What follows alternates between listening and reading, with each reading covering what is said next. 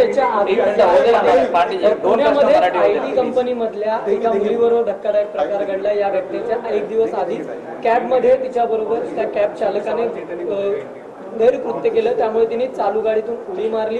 2 kilometre धावत जाऊन तिने स्थानिक पोलिसांशी संवाद साधला, त्या ठिकाणी तक्रार दाखल केली।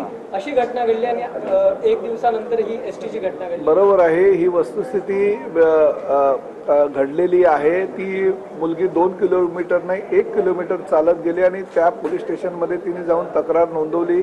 त्या कॅबच्या चालकाला ती वारंवार सांगत होती की तू गाडी थांबव, परंतु त्याने गाडी थांबवली नाही आणि ती अजून जोरानं गाडी तो चालवत असताना हिने उडी मारण्याची धमकी दिल्यानंतर त्यांनी रस्त्याच्या कडेला हायवेला गाडी थांबवली आणि मुलीनं ताबडतोब जाऊन तक्रार दिली। त्यामुळे अशा घटना भविष्यामध्ये घडू नये यासाठी राज्य शासन प्रयत्नशील। 2019 त्याच्या आधी पुण्यामध्ये आयटी कंपनी मधल्या एका मुलीबरोबर धक्कादायक प्रकार घडला। या घटनेच्या एक दिवस आधीच कॅबमध्ये तिच्याबरोबर त्या कॅब चालकाने गैरकृत्य केलं, त्यामुळे तिने चालू गाडीतून उडी मारली।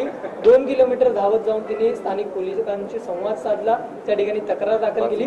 अशी घटना घडली आणि एक दिवसानंतर ही एसटीची घटना घडली। बरोबर आहे, ही वस्तुस्थिती घडलेली आहे। ती मुलगी 2 किलोमीटर नाही 1 किलोमीटर चालत गेली आणि त्या पोलीस स्टेशनमध्ये तिने जाऊन तक्रार नोंदवली।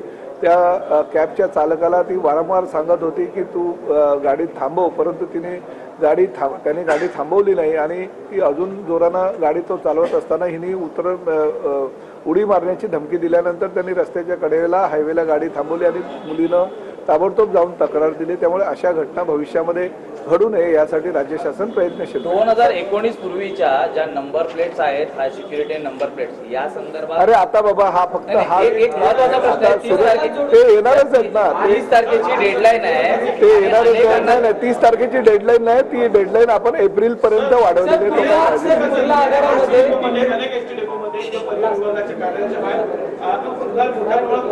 आहे। त्याचाच निर्णय आज झालाय की सगळ्या बसेसच नव्हे तर एसटी डेपोमध्ये आणि आमच्या एसटी महामंडळाच्या जागेमध्ये ज्या ठिकाणी बसेसच नव्हे तर ज्या 4 व्हीलर गाड्या, 3 व्हीलर गाड्या, 2 व्हीलर गाड्या ह्या आरटीओनं जप्त केलेल्या आहेत, त्याचं सुद्धा पूर्णपणे 15 एप्रिलच्या आत विल्हेवाट लावण्याचा निर्णय आजच्या बैठकीत